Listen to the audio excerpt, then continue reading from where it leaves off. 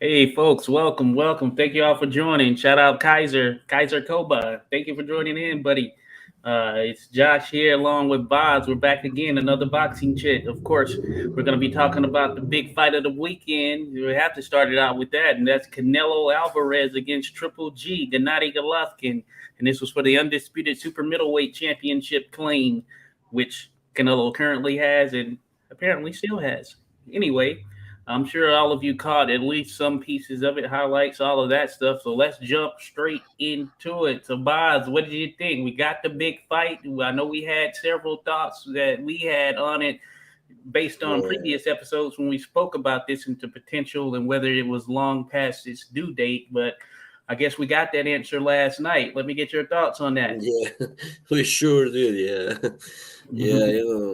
It went pretty much as I expected. I mean, Triple G was like very, I put it, very passive or not doing much in the first 7 or 8 rounds, if I remember correctly.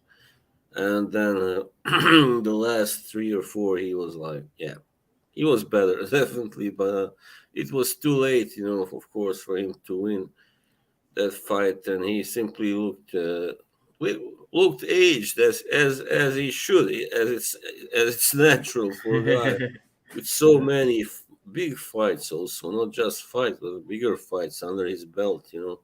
Hello, Rodolfo. What's Hey, shout out El Jim? Rodolfo. Shout out Jim. Fight Night Scores. Be sure to check both of them out. Check out Fight Night Scores, fight-score.com. I mean, that's the way to go right there as far as scoring a fight, having Yeah. understanding. I'd highly recommend it. Fight Night Scores. Go give them a follow. They make scoring more fun. Let's put it that way. Indeed. Well, we got quite many here actually for a starter. It's not usually that many early on in the day. Maybe this is the optimal time. Shout out Kaiser Koba. Thank you for dropping by, buddy. As stated, it says Golovkin fought at points as a guy who wanted to make sure he wouldn't get stopped. I have to say that I Hmm. agree. I agree. He did The look like that. money. It was a money grabbing fight. It does sound ugly, but let's face it, it was actually because I don't think he himself expected to win. Because Yeah. I mean, if he didn't get the first 2 fights, how the hell was he gonna get this one? Yeah. Things were less in his favor this time around. Shout out Martin. Martin Dustin, appreciate you dropping in, buddy. Salute for sure. Well, yeah, I remember him. Yeah, Dunstan. Yeah, that's right. Yeah, Martin's good to go. The Kobe says, I felt 10-2 Canelo was accurate. Golovkin had some decent success late. Yep. I would have to say that I roll along those lines as well. I think I had it 9-3, but I know for sure one of those might have very well been a charity round that I gave to Golovkin because he did more. So taking that into account, I certainly think that Triple G probably won no more than 2 rounds. And Yeah. if you give him a third, then okay. But and I say that about myself as well. But yeah, certainly it was a Canelo fight without a doubt. Mhm. Yeah, and well, at least Triple G didn't get stopped. I mean, I did kind of think that that could happen, in the late rounds, of course, if he was hit with too many, especially big body shots. But that didn't happen because, Yeah, yeah, Canelo didn't really focus so much on body shots, I guess. So, yeah. And Canelo started pressing there for a minute, and I thought that he was going to be aiming for that stoppage, but he didn't quite go in the way that I thought he Mm, would. If he would have pressed him the same way he pressed Caleb Smith, then I think he would have stopped Triple G. But yeah. he opted not to go that route. He had some moments where he was pressing, but definitely not digging in as much as we thought he would or could. And of course, he's, as you mentioned, wasn't going to the body in a definitive enough manner to really make it worthwhile. So Triple G was able to hold on and hold on is pretty much what he did, because outside of that, he had a few good moments, but definitely you can tell that he has taken a step back, or at least a step back by comparison to the previous two fights. And with us looking at those two solely as who they are and how they match up, it just wasn't quite the same. Yeah. Kaiser Koba says Canelo was passive, maybe wrist injury, but to stop GGG, he needed those hooks to the body like he did in the second fight. Yeah, it could have definitely been something like that. Kaiser, I know he did mention something about doing a surgery or something of that nature after the fight, and he wanted to heal up. So yeah, maybe he did have something going on with his wrist or something, because yeah, he didn't throw as much of his offensive arsenal out there as he previously had. I think that was pretty apparent. But that aside, he was still able to pretty much dominate the fight for the most part. And I think some of that, of course, was because Triple G didn't really do much. But hey, sometimes rivalries end like this. We don't we Yeah. don't always get that what was it? That Ali Frazier 3. Which one was that? That wasn't I forget if they had a name for it. Manila, yeah. Oh, that was Thrilla in Manila right there. Thrilla Okay, in yeah. Manila. Yeah, so we don't always quite get that Thrilla in Manila where these guys are going out there leaving it all on the line. You would think that Triple G might go that route, but he didn't quite put himself out there like that. Or Barrera Morales Yeah, 3 Barrera also was, Morales. yeah, Heck, very even Pacquiao and Marquez in their third and fourth fight. Yeah. The third fight Actually, wasn't too bad. yeah, it was. Yeah, that's right. It was in the fourth that he got knocked out. Yeah. Man, yeah. Yeah, the third fight was fairly close as well. Third fight, yeah. Third fight was, I believe, in 2011 or something like that. And Yeah. You had an fourth, argument for Marquez that he won that one. So just two yeah, matchups. I think that the styles of Canelo and Triple G matched up well, but Triple G just didn't bring it enough. He did probably in a couple of those last rounds, maybe like 10, 11. I felt like he was really pressing. Maybe the ninth round. Can't remember exactly, but somewhere around there. But I feel like we only got moments of that. We didn't really get that the full time. Yeah, I think there's a difference when it comes to judging. Perhaps between Europe and America, because in Europe they seem to more often, favor the guy who is more technically, clever, or the Oh yeah. ring generalship. While in America, it's more often those who land the most eye-catching shots are more, more of them than the other guy. If you land like, what I mean. If you win 5 rounds, but you have landed the more, eye-catching shots, you very often get a decision that way. Oh yes, certainly that is the case. Fight night score said I scored at 10-2. Canelo can see a case for 9-3, but that is as close as it could be. Hey, agree with you there. As a 9-3er, I agree with you there. That's as close as it could be. For win it there, I didn't think I was going to give Triple G any round, but hey, worked out a little something. Kaiser Koba says, after all that, I'm going to KG, Triple G. He wasn't really coming out like Hagler versus Hearns. Payday is why I said, yeah, true. That wasn't quite, that I thought with the bad blood in the talk that, Canelo would be pressing a bit more, but yeah, it wasn't quite that. Yeah, I mean, they already fought twice, and they know each other now. And even though, despite the age of Golovkin, it's like, Canelo knew that most likely this guy isn't going anywhere, so why risk it? Why try to knock him out, and then he, gets gets me out of balance and knocks me down, and stuff can happen. That's the kind of stuff. So yeah. Yeah. I agree with you there. Fight night score said it was nice to see him embrace at the end, seemingly have big respect for each other. Yeah, that was good to see. I think that's a good way of closing out things or closing out a rivalry or whatever it may be. I like to see when the guys do, kind of bury the hatchet in some sense. Mm. Then there are those who, continue to hold on, who don't quite bury that hatchet. So yeah, you do get it both ways at times. Yeah. Then Kaiser Kova said that fight night scores, as Adam Smith would say, and there's the respect. Good to go. Good to go. Rodolfo Rivera, shout out Rodolfo. Thanks for dropping in, buddy. Said, did you guys see the post-fight interviews? Canelo was talking about that only fighting Mexican come in, and it turns out to be a misunderstanding because he said he'll fight anyone.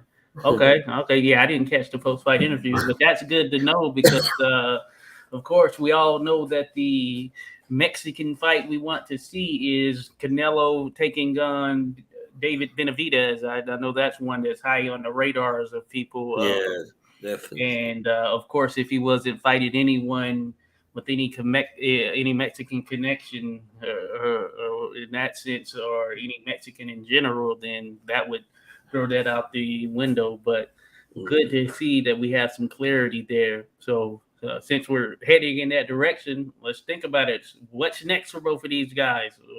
What do you think? What's next for Canelo besides him getting a little bit of rest and trying to heal up some things there, Boz?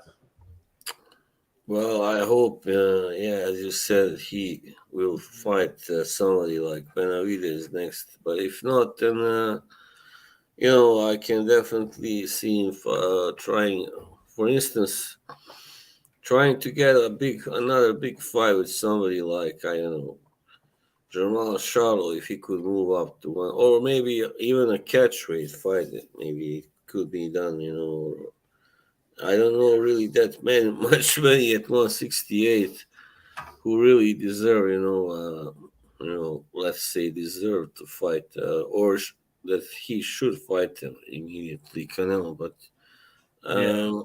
there are a few, of course, names that. Yeah, I But wouldn't do that catch weight with yeah, Jamal because Jamal hasn't done anything at 160 yeah, besides the Derevianchenko win. yeah, But at this point, yeah, Jamal, he's like a once a year fighter. It seems well, yeah. something close to that at least. I just remember one guy that might also, of course, be an interesting opponent for Canelo. Maybe you can guess who that is. David Morrell. Who he might be. Oh yeah, David Morrell. I've heard him Yeah, thrown out there with Benavidez as well. I like Morrell. I think he's pretty yeah, good. He's pretty solid. I think he's what 5 fights in, 5 maybe 6 now, and yeah. yeah, he's passed every test generally with flying colors as well. I think Mm, that he beats a lot of the top guys there at 168, and he is, of course, one of the top guys. It'll be interesting. I think yeah, that would be a good matchup for Canelo. Some would certainly, I think the odds would favor Canelo, but I do think that Morrell would very much be a live dog in that fight mm, because he is very skilled. It seems to have a good package of some of everything, really. yeah. Well, of course, Canelo has already beaten Caleb Plant, so that Yeah. fight goes out of the window now. And he has another Yeah. one coming up, Plant. So Yeah, maybe Morel Plant. That's one that could be yeah, pretty interesting. he should get past Dirrell, of course, Plant. So Yeah, yeah. And Kaiser Koba says if Canelo doesn't have the power to trouble David Benavidez, he's in real trouble if he gasses between 9 and 12. Yeah, interesting. Yeah, interesting. He would definitely have to be on his guard at all times because Benavidez, he's going to have a high output and he's going to keep pressing. So Canelo would certainly not want to be gassing, and he wouldn't want to, I would think, lie on the ropes in similar fashion to how he was doing with Bivol when they fought. Of course, you never know. It depends on how he handles Benavidez. I think it's a very interesting class. Just given what Canelo at his best can do, his work to the body and all that, could he do enough to slow down David Benavidez, who thus far nobody's been able to slow him down much, except yeah, if he slows down himself, of course. I can see. I mean, he could. I mean, he is potentially able to do that, but problem is that Benavides has such an advantage in reach and height, and he throws so many punches, so very aggressive that it would take, really some world class counter punching from Canelo to, do that, I guess, to him. So, Yeah, yeah. yeah, certainly interesting. Martin says after the fight, the great Roberto Duran said Triple G should retire. What do you guys think? Man, yeah, I mean that's certainly an option. Duran would Yeah. say this, and he was one who took him a long time to retire, but but Yeah. certainly, yeah, that's I would think that may be something that's on the table, given that Triple G has really been less active at this point, and of course, the major fight that he wanted, and I guess the general public wanted, was him against Canelo. So we were talking about it on the Fight Night Scores channel a little bit earlier. I would say that unless he's in Alex Vega brought this up. Shout out Big Fish Vega, but he said unless he is going to be taking Jamal Charlo to become undisputed, unify everything at 160. What is there really that is out there besides Yeah. retirement or just taking fights from a showcase perspective to get money? I guess. I've been thinking ever since he lost to or no, well, almost lost to Derenchenko. I've been thinking he should retire already then. Yeah. Because, he had already achieved everything, until then. Yeah. So there wasn't really that much more to do, and you could see that he had hit his peak already and passed it. So that was Yeah. the downward slope had begun, or trajectory, however you want to call it. So Yeah, certainly. He made a name for himself. He was a yeah, dominant guy at 160 there for a while. So, yeah, yeah, he's done pretty much all he can there. he can try also just for the sake of getting all the belts to fight Yeah. Jermel Charlo one for the last as the last fight, Yeah. But Yeah, besides even that. in that fight, I'm not sure he would really be favored to win at this point. Yeah, Yeah, some of the same things still apply as far as whether he's going to be able to pull the trigger, all that good stuff. If he's going to dig a deep hole like he did in this one, that would still be yeah. applicable for certain. Shout out to Bruce Gas, Boxing, Jazz, and more. Salute, Bruce. Oh, Appreciate you dropping in, buddy. yeah. Be sure to check out Bruce, man. He has some great interviews over there. Great. Well, what happened there? hmm. Well, seems like Joshua is gone for the moment. Well, just gonna have to wait till he gets back. All right, here he is. There Hey, you hey, are. shout out. I must have been on some of that gas, Bruce, because I fell off this thing. But yeah, shout out to Bruce Gas, what I said. But yeah, appreciate you dropping in. Kaiser Cobra says, I think Canelo said he wants the rematch with Bivol. Don't know why Bivol was all wrong for him. Yeah, Bivol is gonna be a tough fight either way you slice it. And Bivol, of course, has I think a very tough fight coming up with him and Zerto Ramirez, who is, man, he's a big guy without a doubt. He's a big 175 pounder. I've been next to Bivol, and he's not a small guy either. I think No. he's listed at about 6 foot. And interestingly, he started out his career. He was basically knocking people out left and right, at least to the start. So he has that power and all that stuff, regardless of the fact that he hasn't gotten as many knockouts in the last several fights. But of course, it has been at a higher level as well. But Bivol, yeah, he has the size, he has the power. I mean, he has pretty much everything that would still be wrong for Canelo if they were to fight again. Yeah. Obviously, it's just too much of everything for. He's got too much in store for Canelo. That's for sure. Yep. Martin, Fight Night Scores, it seems we're all in agreement that, yeah, that Bivol rematch would be tough sledding for him there. So, Yeah, we'll have to see what he's thinking after this fight takes place between Zerto and Bivol. And Rodolfo asked when his hand started hurting. I'm not sure. I'm not sure. I don't know. I didn't know really much of Canelo's hand injury, but I know he mentioned something last night. But if it was since plant, then I guess he's been holding out on it for a good bit. So that's tough stuff.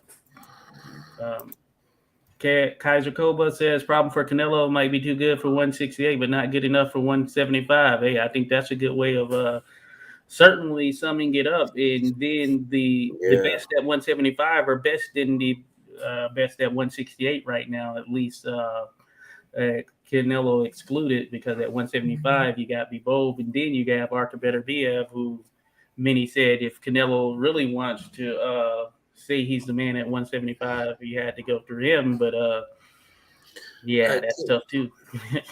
I think Canelo got too cocky, there. He thought he was talking about fighting Beterbiev, and Yeah.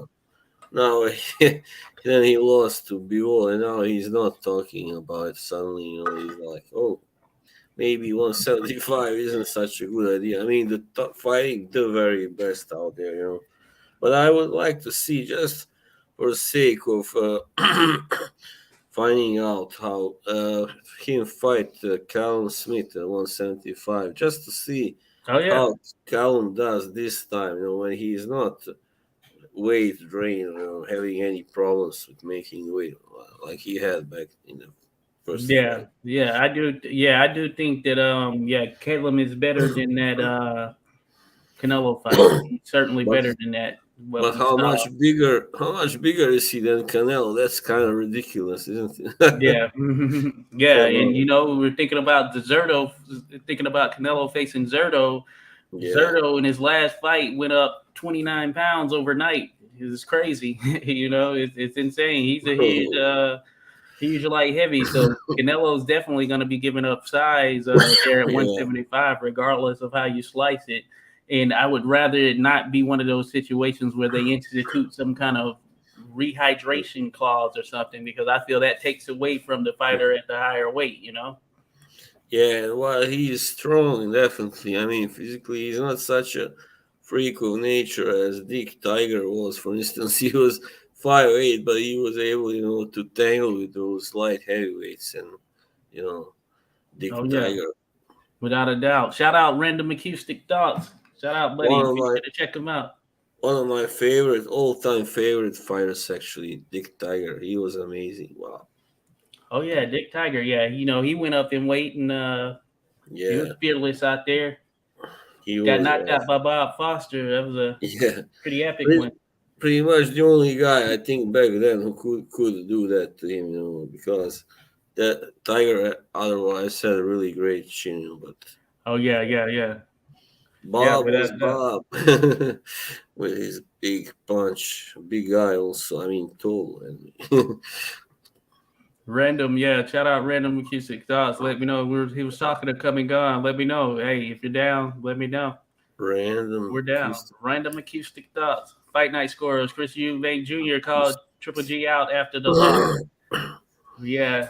Well, I Yeah, guess he that could be better. a fight over there in the UK. Yeah, That would be probably a big fight. yeah, it would, and maybe that would make a good sense as the career-ending fight with Triple Yeah. G. Because he can definitely beat Eubank Jr. even now. So Yeah, and Eubank Jr. has smaller fish to worry about right now. yeah, definitely. Kaiser Kova, if he can become undisputed at 160 and achieve that dream by defeating an undefeated Charlo, that is a perfect retirement fight. Hey, I would definitely agree. He needs to Hmm. be jumping to bed to jumping a bit to do that right now, because just feel like another long layoff. I don't know how much justice it would do him, but he of course has to heal from this fight. But I would think that he having the momentum of this fight in the camp that went into this fight, and then after he heals a bit, moving into a camp for a fight like that would probably do him some justice here at 40.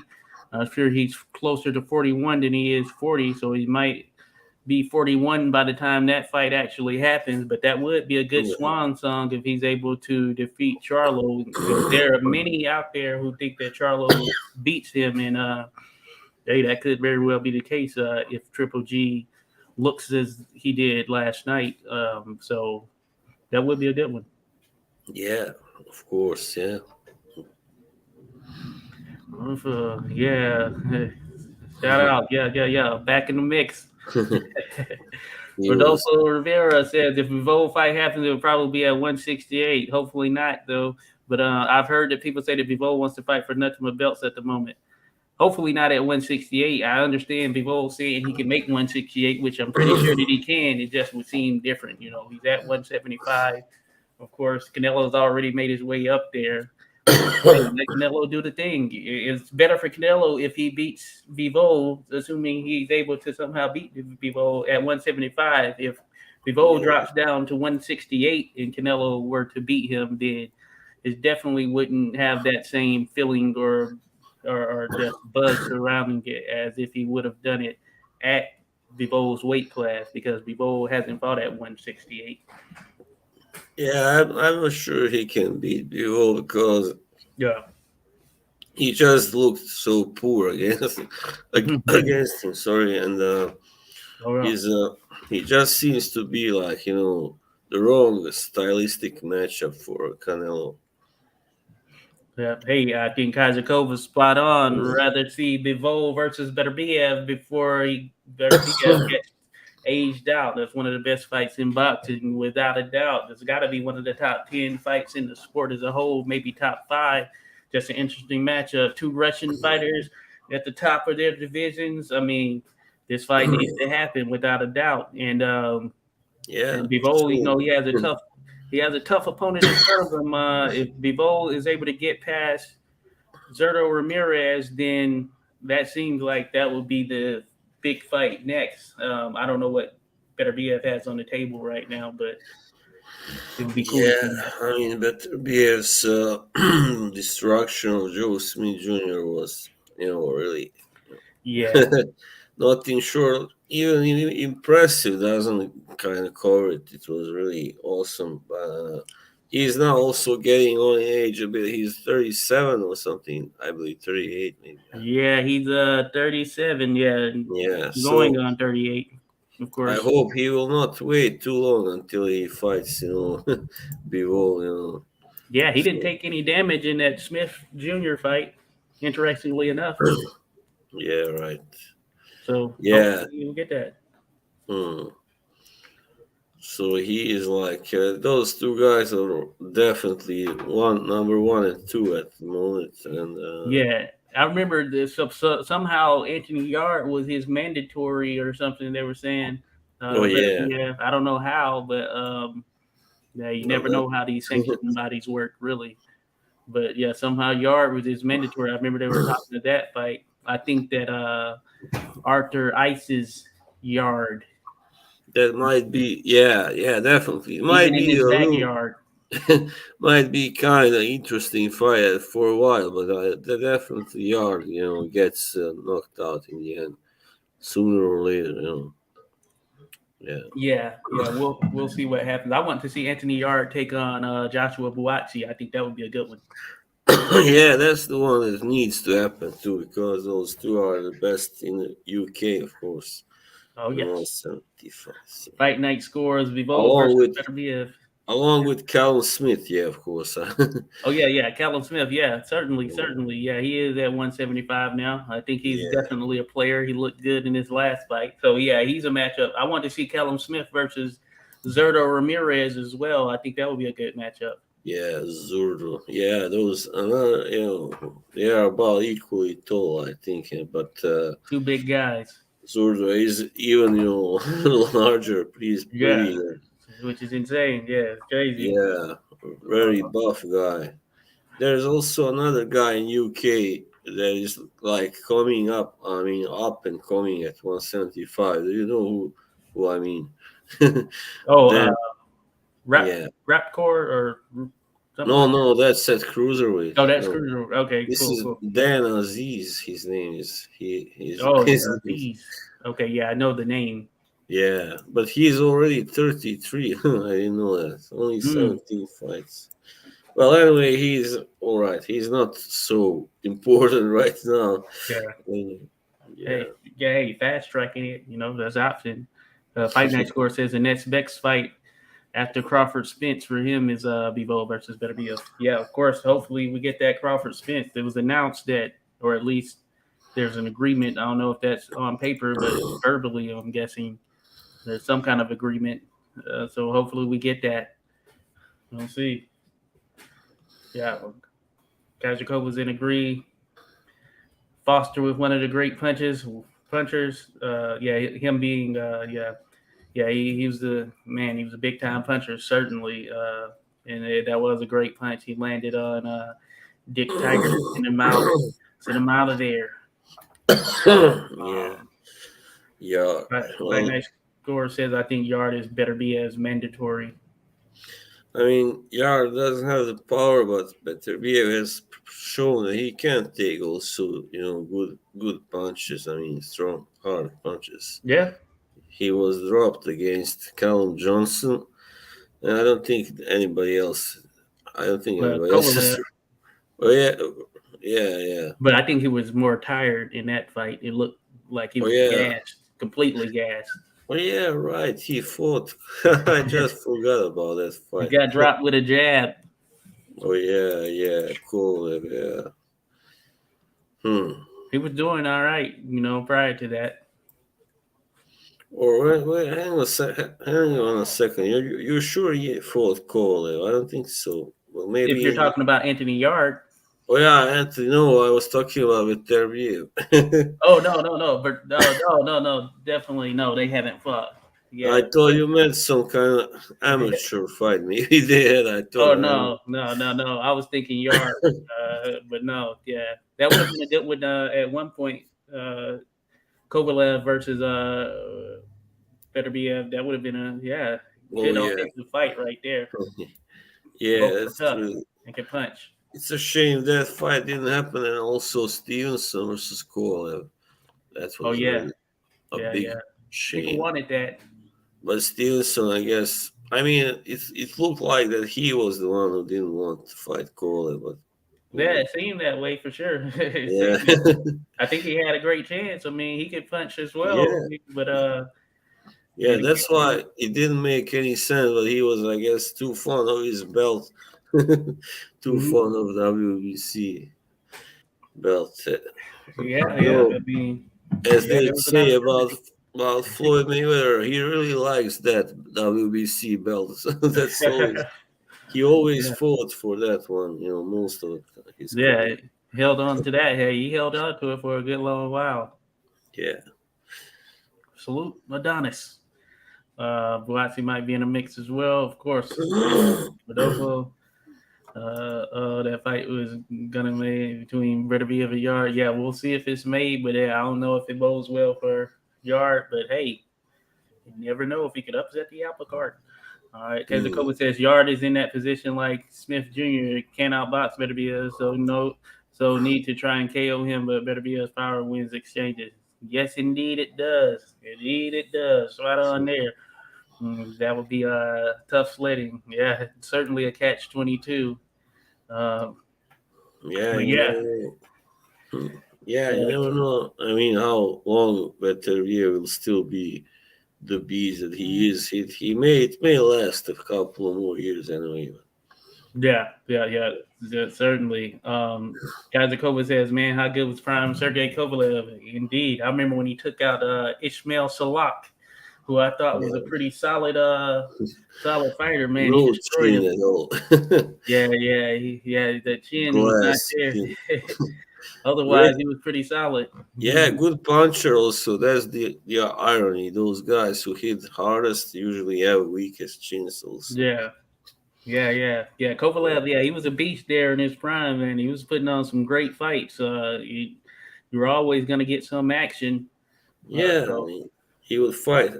He would fight everyone. That's yeah, obvious. He didn't duck anybody because yeah, he had no reason to. I mean, he was the outsider. He also, in America, and he wanted to show that he was the best, the toughest, everything, the toughest SOB in the Yeah. game. So yeah, You know best what? I box. don't know that he's officially retired, right? He's not necessarily retired. So he fought he fought this year. I didn't even know. But Yeah, but back in so May. now he should be retired, but he isn't. Yeah. Yeah, I guess maybe it's for the money. I know that he fights. So Yeah, he fought back in May. He beat an undefeated fighter named it's Pulev. That's Pulev's brother, right? oh yeah, Terrell. Yeah. Yeah, Yeah, that Terrell. was on one of those little Yeah, Triller he's like weird cards, those little cards they be doing YouTube type cards or whatever. I remember right. that now. Terrell may have been undefeated, but he's a very mediocre fighter. I can tell you that. Oh yeah, yeah. That's crazy. Yeah, That his is brother crazy. is just a little bit above. I would say that. Yeah, that is Little right. better. He hadn't fought anyone Yeah, to rack up that 16 win streak he was on or yeah. whatever. Interesting. Tatakova says that fight night scores. Remember when the referee carried Nathan Cleverly back to his corner after the third round with Kovalev? Oh yeah, Nathan Cleverly. That was a brutal destruction. And, everybody was. I remember I was on this site back then, and everybody was talking about. They didn't know who Cole was. They were British, and they were saying, "Oh, Cleverly, you're gonna knock him out." And I was saying, "No, no, just wait. Kovalev is gonna knock him out." And then it Mhm. happens in the fourth round. Everybody was like, "Wow, how did you know that?" I'm like, I don't know. I just knew that he was so good. Yeah, yeah, yeah, yeah. Nathan's not bad, but yeah, Yeah, he Kovalev gave him was that work. technically good, but no real power. That was the problem with him. Yeah. Yeah, certainly, certainly. So yeah, man, Kovalev made some moves there. Now, on the undercard of this, of course, we were talking about Akhmedov versus Gabe Rosado, who still out there, still hanging around, takes He's a some punishment, but king. man, he's still out there. I guess you could say. Yeah, he is a tough bastard for sure. I Yeah, mean, without a doubt. he got rocked badly, pretty badly in the fifth round. I saw that fight from round three, I believe. I began watching it last night, and I mean, I was really impressed by Yeah, Akhmedov, who was really. I mean, both his movements, the way he put his punches together, his punching accuracy, even the power is good. I mean, maybe not great, but good. I mean, this guy clearly has got a future, has got a rather bright future, if he yeah, is trained and managed right and all that. So yeah. Akhmedov, yeah, he looks good. I had to look back. I saw that he had actually lost to Gongora, who yeah, he has has one looked good. loss. Of course, he didn't look as good in his fight before Yeah, last, but that's a rematch between the two. That might be a pretty solid matchup, I would think. yeah. I mean, he's simply. I mean, you could see the difference between those two because Yeah, Gabe was a former junior middleweight, and this guy is a true super. I mean, a future light heavyweight, probably. How he's yeah, 6'1", and really big. Quite heavy built and all that. yeah. So Yeah, definitely. So I believe that this is super middleweight Kaiser. Yeah, so super middleweight yeah, matchup between Gabe Rosado and Akhmedov. And yeah, Akhmedov pretty much dominated. It was sort of like Gabe Rosado when he fought Munguia, except less coming from Gabe Rosado mm, this time around. yeah, But yeah, Akhmedov didn't. Some of the punches weren't as impressive as some of the, or eye catching as some of the Munguia punches that Rosado was taking when he was in there with him. But still, Akhmedov just dominated pretty much every round. I don't think Rosado won a round, as a matter of fact. yeah. I don't think so. I mean, I didn't start from the beginning. Start watching, but he No problem. he didn't get any rounds. I mean, from anybody there, or the official judges, or that guy who was scoring for that network. Yeah, he's been looking for that punch that he caught Beck the Bully with, but he hasn't been able to find it since. Yeah, I mean, he's not, as they said also, those commentators, he's not really a big puncher. It's just that he can kind of stun you and stuff like that. He's a rather solid puncher, but not a Certainly. really. And when he caught Beck, the bully, he was losing that fight. I thought Beck was about to knock him out, but Oh, yeah. of course he got a little too casual and sloppy, and got himself knocked out. There's Josh's mom. Hello, Josh. Hello, Slide Encounter, salute, represent. Slide Encounter says Rosado just tried to throw the same looping hook. He kept falling short. Yep, indeed. Yeah, Yeah, he barely landed anything. yeah, it was pretty. Shout out to my mom. Greetings, son and Boz. Happy Sunday. Happy Sunday. Appreciate you Happy dropping in Sunday. as always. Yeah, our biggest fan. Yes, without a doubt. Without a doubt. But yeah, yeah, so Gabe Rosado, man, he's still out there Yeah, and he's hanging around. We'll see. he He's really a should be. journeyman. Yeah, he's a journeyman, but he gets these highly televised fights because he brings it usually, at least, Yeah, especially if he's in there with someone who allows for him to get some back and forth off. But yeah, man, yeah, it'll be interesting. I think he's not done. He's probably going to continue to fight on. We're probably going to see him in some other spots or whatever. So power yeah, to him.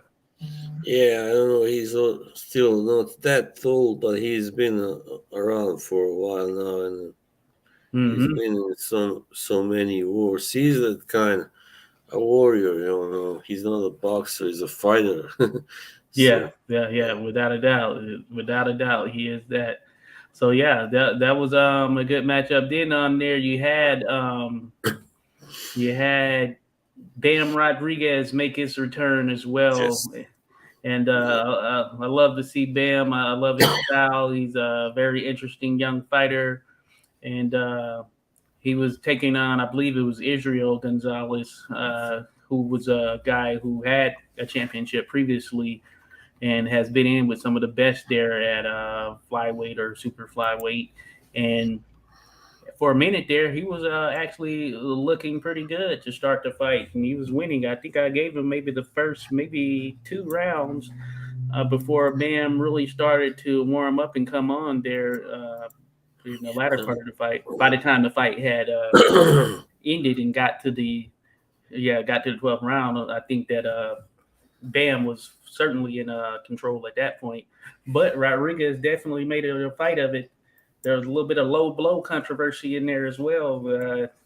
Rodriguez got caught with a few low blows from Bam, but I don't think they were intentional. And a couple of them yeah, might have been close to the belt line, but certainly it was a good little test for Rodriguez, probably more so than many thought. Of course, yeah, I didn't know. I didn't really know Gonzalez, so I didn't have any expectation as far as what he'd be able to do. But I thought he had a pretty solid showing, at least early on. Sliding counter says Rodriguez versus Gonzalez would be very interesting. Yes, sir.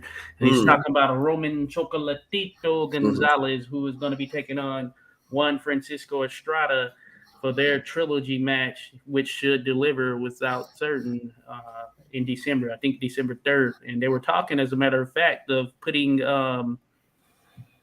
Bam Rodriguez on that card in some capacity. I don't know who he would fight, but that's an opportunity that may be out there for him. Yeah. You know, I only watched actually managed to catch the first round of that fight because Okay, yeah. I got too sleepy and had to go to bed. But yeah, I mean, from what I've seen of Jesse Rodriguez, he's really a true talent, a young talent who Yeah. also, as somebody mentioned, he was now fighting after less than 3 months of his last fight against Sri Saket.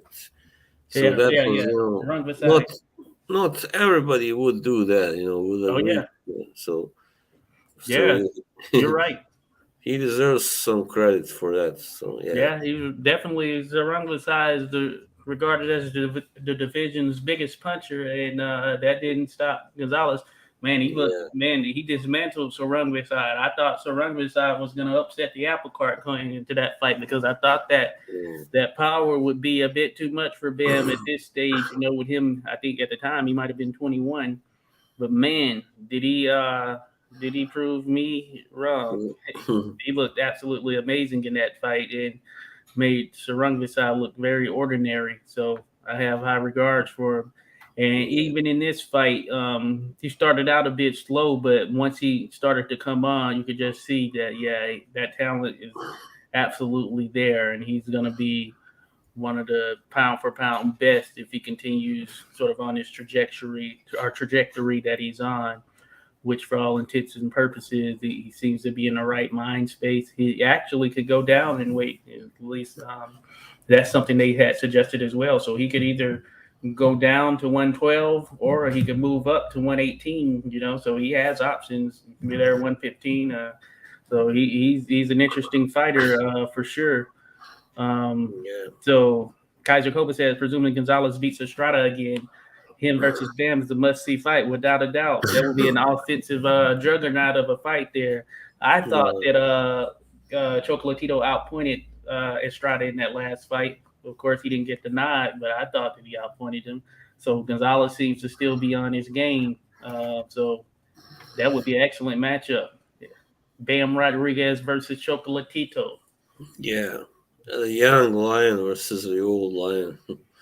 Yeah. Yeah. Yeah. So the stars seem to be aligning. It could happen. We'll see what happens with this fight coming up. But if they get Rodriguez on that card as well, then I think that's presumably to make sure that you see this is next, and he's going to be taking on the old guard here, whether that's Estrada or Chocolatito. Either one, I think, could still be a good matchup. So even if Estrada pulls off the victory. That would be a good one as well. Yeah. Yeah, definitely. Yeah. Rodolfo says that would be awesome to have Bam in the undercard. You would call that the main event. Yes, the winner of the main event. Yes, indeed he would. So yeah, we'll see how things shake up in terms of if they actually make that happen, because that is a big opportunity, just as this was, to be the co-main event on this card. So yeah, that was there were a couple of other fights on the card, nothing too crazy. Of course, Ammo Williams beat Kieran Conway. Then Diego Pacheco beat Collazo. I don't know Collazo's first name, but I was watching that. But I like Pacheco. He's a big, tall middleweight, and he has some punching power, it seems. So I think he has pretty good potential. But yes, I thought that the undercard overall, it was all right. I like some of those early prelims that happened as well. But that aside, those were the main ones there from last night. Now, one we didn't get to talk about, that if we can run back to here, and it's from a few weeks ago, Ruiz versus Ortiz. We didn't get to discuss that, right? We didn't. I don't know. I No, thought I we think did. it came on that because it was that Sunday night, and we didn't do it Oh last yeah. week. We didn't get to talk about that. What were your Okay. thoughts on that? We can jump straight into it. We all know that Ortiz or Ruiz ended up winning decision, and he had a pretty decent fight. But Ortiz didn't look too bad himself. So what do you think? Yeah, I mean, Ortiz. It was a competitive fight until the last 3 rounds, maybe, when Ortiz he kind of gassed, which is of course natural due to his age and weight and so. And Yeah. but he did have some good, I mean, moments where he landed some punches that kind of shook Ruiz, but it was never really that he really had him in any kind of big trouble. But of Yeah. course, Ruiz put him down 3 times. First in Yeah. the second round, was it, or third, I don't know, and then in the ninth, I believe. Yeah. So it was simply the youth and the speed, hand speed of Ruiz Hmm. kind of prevail over the power and size and the, of Ortiz. Yeah. So Yeah. and yeah, Yeah, cool. Yeah, I'm with that. I kind of subscribe to the same notion as well. I thought Ortiz looked good given his age. I keep saying that. Oh yeah, he's not going to be able to do it. The age is finally caught up with us, but he still seems to be defying the odds. But I think that skill set, especially that Cuban pedigree, that isn't yeah, going anywhere. So he's gonna have that.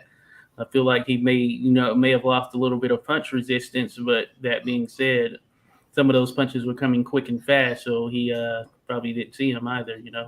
yeah, So that could be factored in. yeah. He's 43 now, and he has been knocked out twice by one of the hardest hitters punches ever. So that kind, it takes its toll, I would say. And Yeah, yeah, yeah, so yeah, Ruiz was just he fought a smart fight. He didn't try to knock Ortiz out because yeah, he knew that would be both difficult and dangerous and potentially. So yeah, yeah. he did what he had to do to win, and that's it was impressive actually that he did manage to knock him down 3 times. Yeah. There were, Yeah, it happened. Yeah, of yeah, course, of course, especially thinking about how he looked in his last fight, against Ariola. So yeah. I thought he rebounded well, yeah, from that Areola fight, and if he would have looked a little bit or if he would have looked like this in the Areola fight, I think he probably would have gotten Areola out of there. So yeah, he must have went back and actually really put in some work, considering such at this particular juncture. yeah. Random acoustic thoughts. Certainly, want to have fun here for a Win. quick minute to have a discussion. I'm gonna send you the thing random. Yeah, it was. Yeah, I hope the Reese now can get his career back on track. Where it was before he lost to Joshua, and yeah, hopefully. Uh, I don't know who they plan to put him up against next, but probably yeah. There you go, Some random. You can hop in there. was it like Parker? They were talking about Joseph Parker or something. Oh yeah. The rematch, Oh yeah. Yeah. Parker that would Ruiz. that would make a lot of sense, that Well, fight. Parker is going to be fighting coming up against Joe Joyce. Oh So yeah, Joyce, yeah, the juggernaut yeah, Fight Night himself. Scores mentioned the heavyweight scene will look very different to him. Mhm. I agree. The I big agree. when he came on the ring with that big skull cap. Oh yeah, the Juggernaut. Yeah, we were talking about that on the stream with Fight Night Scores, but basically, Joe the Juggernaut Joyce versus Joseph Parker. I think that Parker has looked good under Andy Lee. I know you subscribe to Mm, the same thought, so I think that that's going to make it very interesting moving forward for this fight at least. So I favor yeah, Parker. I give him the slight edge for a decision against Joe put the on my head. Juggernaut Joyce. Cool. Rodolfo likes my headphones. Shout out. So shout out Random Acoustic Thoughts. Welcome in, buddy. Thanks for joining us. Yeah, there he And there goes. he goes. That wasn't very This successful. was all a test. Mm. He'll be back, I'm sure. But Yeah, yeah, come yeah, back. yeah. Parker versus Joyce. Yeah, that'll be interesting. Fight Night Source says Fury, AJ Usyk, Wilder, Ortiz won't be around much longer. Yep. I think that the heavyweight division would benefit if AJ were to defeat Fury. Just think Mm, of how that would shake up things. Maybe we'll get some of these matches that we otherwise haven't been able to get, and we've been clamoring for. Just think about if that were to happen. That would just change the dynamics completely. You'll have these mix of heavyweights with varying styles. I guess it would be sort of like the 70s where you had a bunch of heavyweights with varying styles, and yeah, those styles essentially made fights. So that would be yeah. interesting. Not that it's going to happen, but it would be interesting. Yeah, it would be interesting to see Ruiz fight versus Usyk, for instance. just to see how well his hand speed, if it can really trouble, Usyk. His power also. Oh yes, without a doubt. Random Uh, McCusick thoughts. You there, buddy? How's it going? Hey, what's up, fellas? Can you hear me? yeah. Good to go. We can Yes. hear you. Sorry about that. I joined and I tried to unmute my mic and hit the back button on my browser. Dumped myself out. I kicked myself out. Uh, All good. All good, without a doubt. So how's it going, man? How you hanging in there? Everything's good, man. Well, I worked overnight, so I just woke up and I saw the boxing chip was on. I had to just jump in and say what's up. I'm totally useless here though. I didn't see the fight, so I heard about what happened. Josh, Oh how yeah. was it compared to what we thought might happen? Like as far as the game plan, did we see any of that? I saw people complaining on Twitter, but that's normal. Well, yeah, I think the general feeling that we had overall, as far as whether the age factor would come into play, that seemed to have come into play in some sense. And it wasn't just solely that, but it's just Triple G. Yeah, he didn't quite have that same mustard on his punches and things as he did in the previous two fights, which at this point, of course, was 4 years ago when they had, or around 4 years ago when they had that second fight. But at this particular juncture, with him being 40, less active, really a once a year fighter, probably not by choice. The pandemic, of course, that came about. It just didn't work out for him in this particular fight. And I think that he understood he lost just as much as everyone else who was watching. So it didn't turn out to be that back and forth barn burner, I guess you can say, as the first two. The first two fights were very close, and I know that's one of the things we were discussing. This one wasn't close, and that was partially because, Triple G just didn't seem to have the same pop or juice offensively, especially in the early part of the fight. He tried to come on there late, but it was far too late. And really, at that particular point, he was going to need a knockout to win. And he didn't have enough to be able to do anything like that at this particular day. Oh, I see. Did the power was Canelo showing more power than maybe in their last fights because he's like a little more filled out since they first fought? Do you think that might have been a factor? I think Canelo definitely had some power, and that pretty much probably was keeping Triple G a little bit reluctant, considering he was moving up to 168. But Canelo, he didn't tee off on him in the same way that he did with, say, the likes of Caleb Smith, which we were talking about earlier, and some of the other fights he was in. Canelo, he had moments where he was pressing, but he didn't do so through the entirety, and then especially there at the end. But I think that was partially Canelo mentioned getting some work done. I don't know if it's an injury of the hand or something that he had, but he mentioned taking some time and having some kind of surgery. But that being said, there was no question as to who was the winner. I mean, that was very definitive as far as Canelo won that fight, and it wasn't very close at all. So that was never in question. But Canelo didn't press him as much as he could have to get him out of there, because I think that if he had, he certainly had a chance to get this version of Triple G out of there. hmm, yeah. I see. So do you think it left like a sour taste in the mouth, like for some of his fans who were like, "Hey, man, you finally got this guy here. He's old now. Smash him!" Like put an exclamation point on it.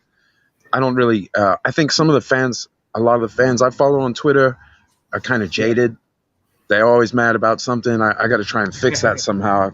Yeah. But so like all I saw was like Canelo's past it and Triple G needs to retire. Like people telling guys what they need to do when Oh, they can make tens of millions of dollars. It's like, okay, I'm sure a random guy on Twitter number 3000 would pass up $20 million because some dude didn't like the fact that, like, come on, now they're so well paid that they finally can cash in on all that lifetime of work.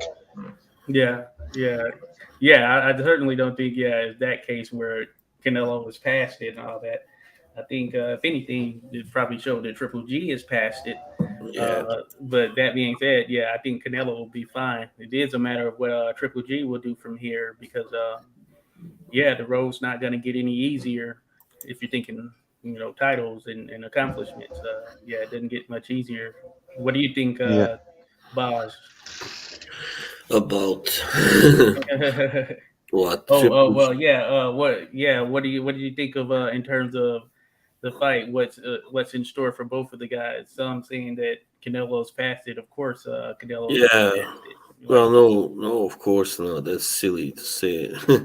He's still, the top fighter, one of the three top fighters today, definitely. And yeah, I mean, he will likely, unless he should get the only guy, as we talked about this before, that I can see uh, beating him at 168 is Benavides. So at the moment, and but even that's not like, yeah, it's yeah, kind of 50-50 fight, maybe I'd say. And so he will continue to rule this 168 division, and I guess occasionally maybe make another foray to 175, and if that doesn't go well, like the last time, then he will, I guess, just stay at 168, and then, yeah. so Interesting. Can I ask you guys, where would you put? I know he hasn't been there like a super long time. Where would you put Canelo all time at 168 at the moment? all time, well, that's difficult. I don't know. Well, I don't know. At 168, I guess I have to rank Joe Calzaghe at number one. Damn right. Uh, yeah. Pride of Wales. My favorite modern Yeah. era boxer, man. I love some Calzaghe.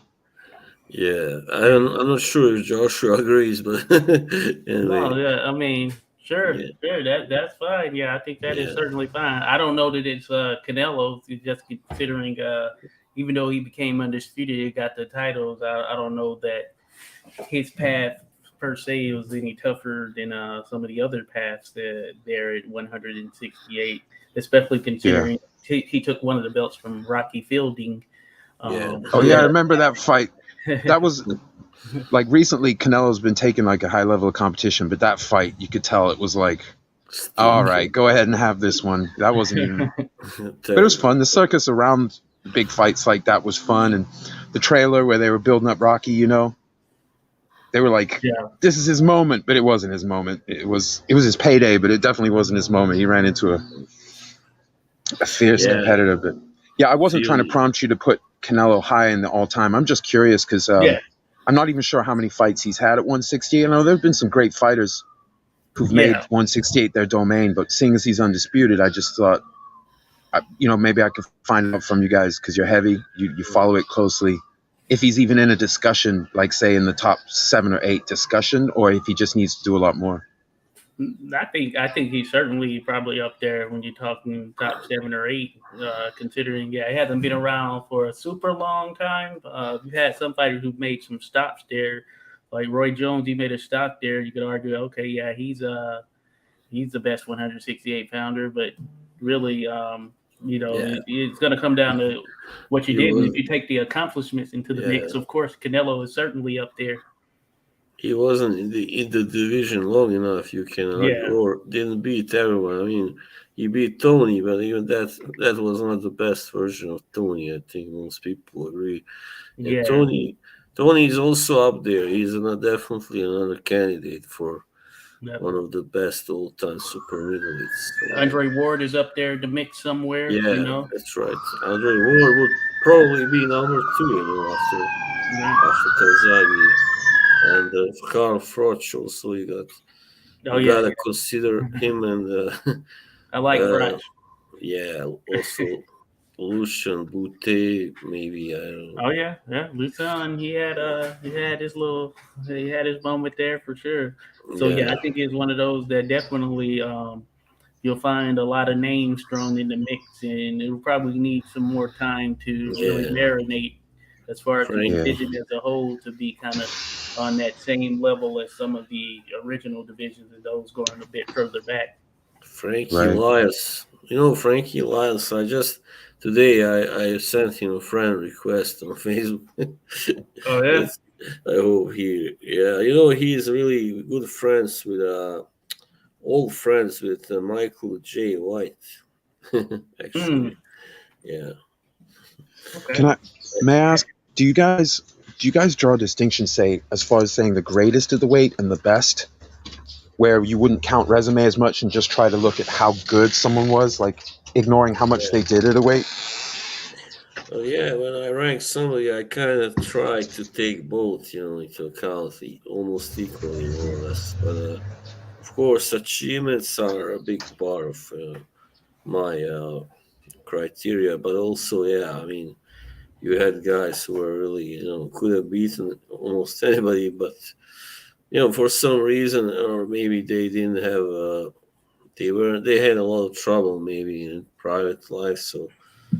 That's like, I mean, for Yeah. instance, a good example would be Randy Turpin, for instance, if you heard of him. Oh He yeah, was, yeah. yeah, Randolph. yeah. So he had a lot of trouble with women and stuff, and that kind of spilled over into Mhm. his performances sometimes.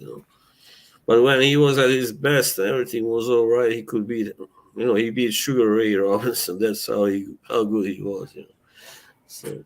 Yeah, yeah, that is true. Yeah, I kind of lean towards the same. Yeah, I think you have a mixture. You have some great fighters who are able to dominate for sustained periods across multiple weight classes.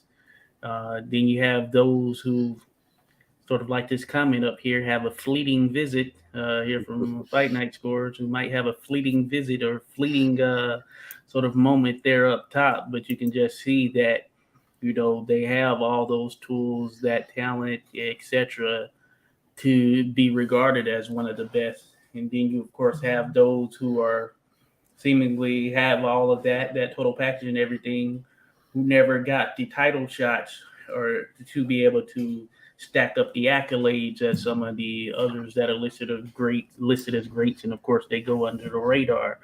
So yeah, it's an even mixture. It's hard to definitively say someone is the greatest of any particular division, but certainly there are those that stand out more than others. I would say there are certainly those that stand out more than others. Yeah, Yeah. because I know, like for me, Calzaghe, I put him at the top at 168, but he spent almost his whole career there. Yeah, Until he went up and fought Jones and Hopkins. But he made his home there and really really put an exclamation point. But there are people that say, well, Jones or Tony were better, which is possible. yeah, I'm not sure how the styles would match up, but they didn't do as much at that weight. So I've started kind of drawing a distinction where if I factor resume heavily like I normally do for greatness, but for who the best was is a different question, because that's about hmm, adaptability to style, power, and technique, and factors that don't always, if someone's going up through the weights like Jones was, he's not going to stay at one place and do so much. Mayweather's like that a little bit. yeah, Other guys put their stamp somewhere, like Duran on lightweight, and then moved up and had some good fights, but not a huge number of fights at the higher weights. It's interesting how everyone's different. Some guys can fill out into it, like Tommy Hearns can fill out into their oh frame yeah, and move up and still be a hmm, power hitter, which is awesome. Yeah. But then some guys peak out, and maybe Canelo is just not a guy who all his attributes translate to 175. Although obviously he fought a really good guy up there. It's not like he went up and had a gimme fight. He's trying to fight one of the best. So I'd be interested to see him try again. I'm always fascinated by the guys who really try to, like, rather than try to gain an edge, which some people have said about him, but like actually give up some advantage, by being this naturally smaller person. I'm always fascinated by that. yeah, yeah, certainly. Yeah, he might try to give it another shot, but yeah, I think that yeah, if you look at him size wise, he was always going to be on the smaller end of the even if not smaller, certainly the shorter end of the light heavyweights. And when that is the case, of course, there's another special aspect that you have to bring to the table when you're in there with some guys who are going to be bigger, stronger, uh, Yeah. just as fast in most cases, yeah, and they've spent the majority of their time there. You know, we have to look at it. Canelo, he really started out, I guess, as a welterweight more so than anything. So it's always going to be tough sledding for anyone jumping from 147 to 140 or 175, and he's what, like 5'8" or something like that, maybe 5'7" ish, 5'8". So he's not a huge guy. I think he's filled out very well, and I think that medium between 160 and 168, you know, that's probably optimal for him. But yeah, once you cross that threshold, of course, to 175, then you're getting guys who are more than likely coming down from 200 pounds, you know. And I don't know what Canelo fully walks around at. I'm sure he gets up there a little bit, but it's different than him walking around. His weight is different than, say, Zurdo Ramirez walking around. We were mentioning earlier, and it's still staggering. Like Zurdo Ramirez, he's a 175 pounder, but he came in over 200 in his last fight after the weigh-in, and that just shows you just how big these guys are, you know. So Bivol and Bivol is not a small guy. So I'm 5'11". I've been next to him. He's not a small guy, even at 175 pounds. I mean, once he rehydrates, I'm sure he's probably in the 190s or whatever. And I think that's what Canelo has to deal with, some of that size that he probably doesn't have the power to really hurt the elites at 175 and up. But of course, you can find some individuals, and some have criticized them for picking certain fights, but you can certainly find some individuals who you know you can get a win over at some weights, you know. But he's not a cruiserweight for sure, Canelo. No, certainly not. So nice scores. Thanks, buddy.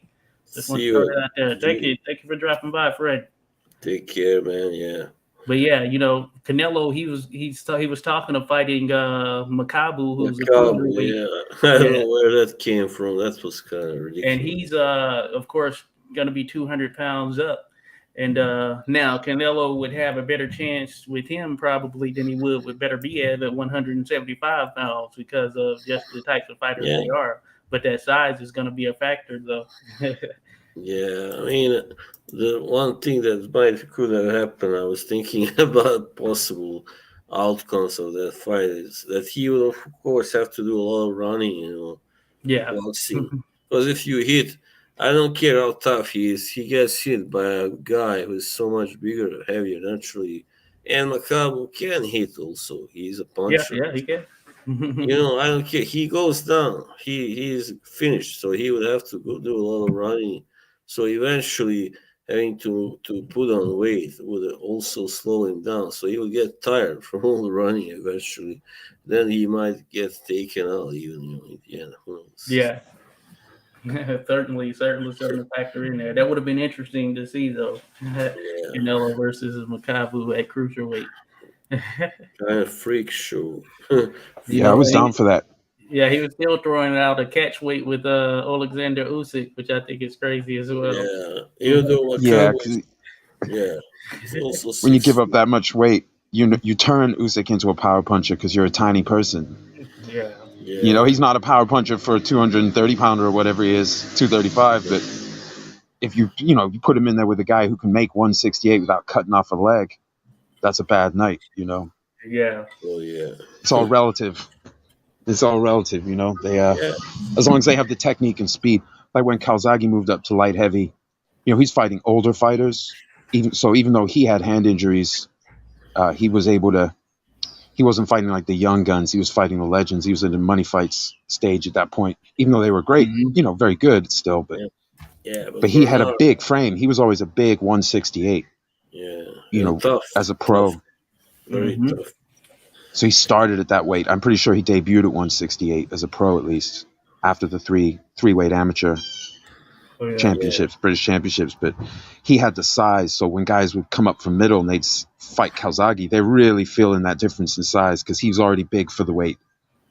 I'm not sure if Bivol's like that, but maybe with Canelo, it's different when you step in with someone who's spent a lot of time with all those factors interacting as they have at that weight. For a big guy like Canelo's not So maybe if he went to 175 and got used to it more, he would do better because he has the skill. But it's tough, man. Size is tough. That's the weight classes aren't there to protect the big guys. Yeah. I thought it was kind of ridiculous, and somebody I remember said it were accused Calzaghe of juicing, and I was like, no way, man. And he was like, how can you be sure? And I was like, look at him. Does he look like he's on juice? He never was like this, like very muscular, guy. Like for instance, he stayed real lean to make 175. If he had put on any kind of bulk, he wouldn't have been able. I mean, to make 168, he wouldn't have been able to. Yeah. And when he went up, he just looked like he didn't cut as much weight. He didn't look particularly bigger. Yeah. But of course, Hopkins and Jones weren't particularly huge light heavies. They'd fought the lower weights themselves. So I really enjoyed those fights, though. Calzaghe, it's almost like he put on his best performances past his physical prime because the hand injuries. But he elevated his technique. But I was enjoying it so much. When he retired, I retired a little bit from following the sport. Him and Hatton, once they were both gone, I was like, I was weak. I'm back. Yeah, it was a little bit swifter for Hatton, for sure. Yeah. He was also entertaining, of course, to watch. And Yeah, indeed. But like you mentioned, so Bivol, he's similar in terms of he started out at 175 and he's been fighting at 175. Same with Artur Beterbiev. Pretty much all those guys at the top level of 175 started out big, 168 for Zerto and all that stuff, Caleb Smith, but they were always big 168 pounders. So it's a matter of, they're going to be going to 175 at one point. And of course they're there now. So for Canelo, even if he were to fight some of these other 175 pounders, a lot of them will be naturally bigger. I think Kovalev, in his case, he kind of caught Kovalev at the right time. And Kovalev, of course, he was still a very good boxer and everything, but I think timing was a factor in that as well, because Kovalev more so at his peak, it would have been probably a different story for Canelo. And Kovalev did have some success in that fight, just wasn't able to sustain it. Now, he had already been knocked out, by Alvarez and LA did not Canelo. And also, that's what happened with Ward. I wouldn't call it a clean knockout, but anyway, it was like it had the same effect, more or less. So I think I was at that Alvarez fight. Let me see. Yeah, that was Alvarez. First one or the second one. What's funny is when I started following him, he didn't look like he had that one punch power, but then he knocked out Bute. I know also with one punch. Yeah. And so I was out there at that first one. It was cool. It was nice. Being able to see it, and it was kind of a some people thought that Alvarez would win, but for the most part, it was kind of viewed as a upset, especially the way that Kovalev was taken out. But it was a good matchup. Alvarez had really that kind of, I would say, kind of pinpoint power, precision puncher, and and he was rolling on all cylinders in that fight, because in the next fight, he looked like a slightly different fighter. I don't think I saw that other fight, actually. Yeah, he didn't have the same urgency. It was like he got the titles and that was the climax, and then he was settled from there, which he was already 35 or 36, something like that. Yeah, that was the case. Yeah, because he was older sort of contender there looking for a title. So he made it happen, pulled everything out for that one fight. Yeah. Well, let me ask you. Oh, sorry, fellas. I was going to say, let me ask you one question. I'm going to jump off and just listen to the rest of the show. I don't want to hog the show, but so talking about coming back from losses like Canelo just did, like Joshua wants to do. Who can you think of? What's a fight you can direct me to in recent years where possibly the best comeback from a loss that you saw a fighter do, where he made improvements and came back fierce, just destroyed the next guy at a high level to really show, like, emphatically he was not only not done, he was better than in the last fight. Can you think of one? And I'm going to take my answer off air. I'm going to jump back on the chat. You guys are awesome. Thanks, brothers. Well, yeah, I might say Jermel Charlo, many thought he lost the first fight to Castaño, and then, of course, we saw in the rematch he was just, he destroyed him simply, even though it was a competitive fight, but he did destroy him in the end. So that's the first one I can think of. Yeah. First thing that came to my mind, the script was a little bit different in the first fight, but was Sergio Martinez against Paul Williams in the first fight. Yeah, went 12 rounds, and Williams actually won, though some or many felt that Martinez won. But in that second fight, it was one of the greatest knockouts of all time. Yeah. So if you haven't seen that, random, check it out. Who could have both fights? Who could have expected that? I mean, even back then, Martinez didn't look like he was such a huge puncher, but that was it was a scary knockout, man. It's one of the greatest knockouts of all time, where someone gets knocked out and their eyes are open, Just kind of, he just disconnected, like boom. And it literally sounded like a gun or something went off when it connected too. Yeah, it was just like perfect. So that's one. So I would watch the first fight, Paul Williams versus Sergio Martinez, and then I would watch that second fight, and you can see the adjustments that he made, Sergio Martinez, that is. And he said, what's funny is before that fight, he said he would win by a knockout, because I guess he thought that's what he had to get a win. That was a shot heard around the world. Yeah. Yeah, that was a good one. That was a good one indeed. Thanks, Random, for jumping on, for sure. Appreciate you jumping on. So we've gone hour 21 here. Time to throw in the towel, maybe. So I was just going to mention really quickly, I was able to catch Denzel Bentley took out this Morrison guy. It was a UK card. I know Fight Night Scores was watching it. Mark Bazooka DeLuca lost to Butler. I can't remember his first name, not Paul Butler, but something Butler. But it was on a Canadian card. But also Carlos Takam, he fought this Russian fighter by the name of Makhmudov, who was undefeated 14-0 coming into the fight. I don't know if you caught any of that, but I thought it was a solid test for him as far as. I only saw what happened. I mean, the result. I know that what happened in the end. I didn't know him prior, but considering he was fighting Takam, I was like, okay, so he must have a pretty high trajectory. And I thought that Takam gave him somewhat of a fight for some of those rounds and made it somewhat close, I guess you can say. But in one of his better rounds, he got knocked down, and then he got knocked down there at the end. So he wasn't going to win it on cards. But the Russian fighter, he's a big guy, and he was using his body for sure. He was leaning, and he knew how to work that when they were tied up on the inside. And he was using that on Takam. And Takam, he had some moments. He was winging that looping right hand, but he wasn't landing as often. So I think if he landed it more, it would have worked out a little bit better for him. But it was a good test for the Russian fighter. Yeah, I mean he's no longer in his prime, but he is still game. Takam. Yeah, gotta admire that. I mean, he's also now like what 40, 41, I believe. 41.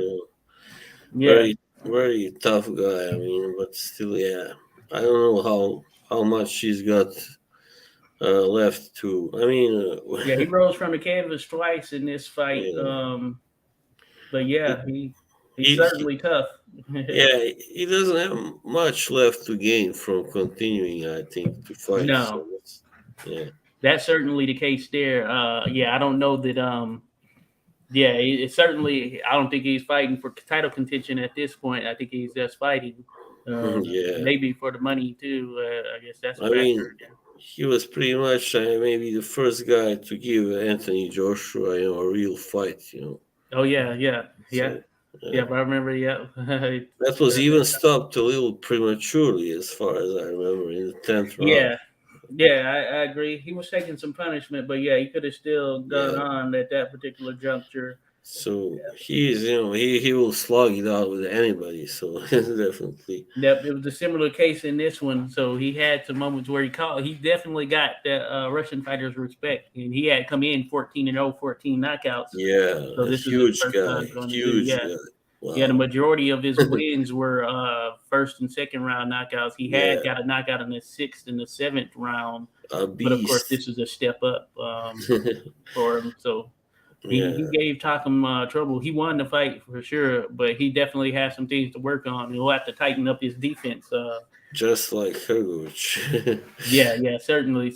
I think that defense he would have to tighten up because similar to Hergovich, I guess you could say, if you're in there with someone who isn't as big a puncher, then you're going to be able to do your thing. But if someone else can punch, they can get you. And I think that's what he would be susceptible to as well, this Russian fighter. If he's in there with someone just as big and who can actually punch, then he'd have to be wary for sure. There are now coming almost every year somebody new appears who is like that, can punches. He's very big, or big enough anyway. So yeah. I'd like to see how he would do with the F.A. Ajagba. Yeah, F.A. Ajagba, Jared Anderson, those guys, Tony Yoka, Martin Buckley. I think that was a good test. Now, Ajagba, I say Ajagba because Ajagba can punch, but I think that Frank Sanchez showed that he can be outboxed. So. Yeah, Sanchez. Yeah, I just love the way that guy fights, the way he beats Ajagba. Really love it. Yeah, and in Ajagba's recent fight, he looked okay, but definitely wasn't anything, world beater like super. I don't think that same sort of feeling that he had generated when he was getting those knockouts is there per se now that he's had that Sanchez fight. He's been I know that does something to a fighter's whole mentality and soul being taken apart like that. Sort of like the freaking Berlanga. The first round knockout guy. Now anybody's fighting him, nobody cares about his first round knockouts as far as it's not stoking any fear on any fighter who's been around the block a few times, I just hope he doesn't get too cocky and fights Canelo. Oh yeah. But maybe that would be kind of good to watch that fight. Who knows? I mean, at this point, he was talking Canelo. He might have to cash out with Canelo. Yeah. Because Berlanga.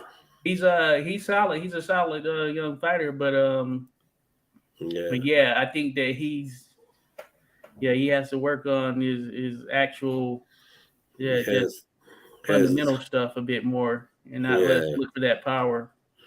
Yeah, definitely, And I think that's what has caught up with him at this particular stage, because it's fine and dandy when you're knocking out guys who are there to be knocked out.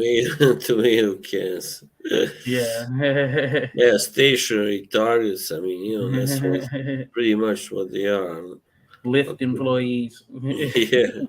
Until you meet somebody who is really, really at a level, elite or semi-elite. That's when you see what a fight really is.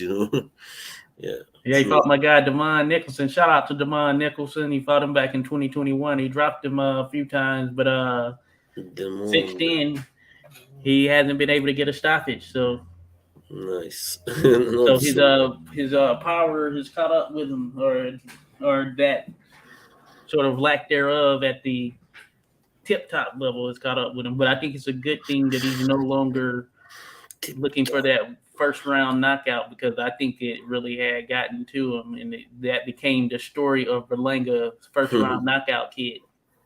Yeah, that was the story of the knockout.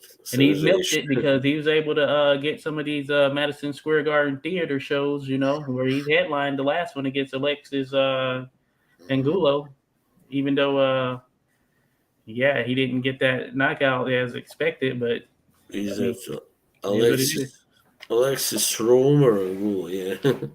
Salute, Big Fish Vega. Hey, go check out Big Fish Vega, everyone. If you're on here still watching this, salute to Big Fish Vega. We were just scoring Tito Trinidad versus Oscar De La Hoya a little bit earlier. Yeah, you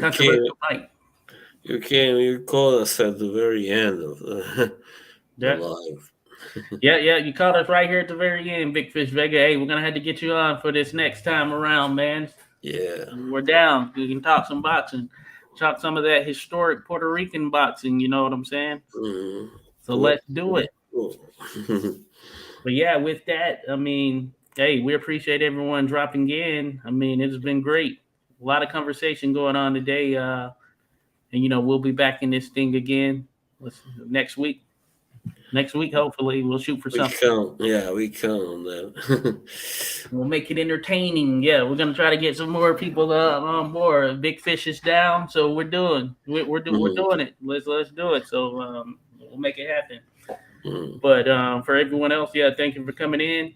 Of course, where I'm at 86 Boxing. That is Boz. I should put it that way. That is Boz, and you can find him on Facebook and the Boxing Haven. You'll find that for sure. And then, of course, Boz Janovich here on the YouTube. So you'll see it in the headline.